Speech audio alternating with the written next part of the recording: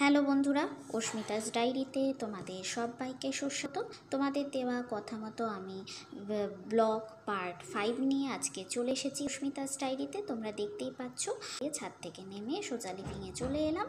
ওর ঘরের ভেতর দিয়ে লিভিংটা একদম সামনে। রেসিপি কী হয়েছিল তোমাদের সাথে আমি শেয়ার করেছি, সেটা আমি একটুখানি বলে দিই।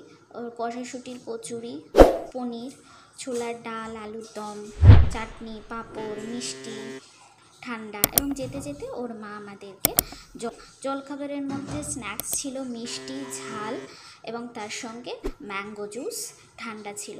কারণ প্রচণ্ড অষ্টমীর দিন খুব গরম ছিল। আমরা মজা করে হাসি তামাশা করে কিন্তু খেয়েছি।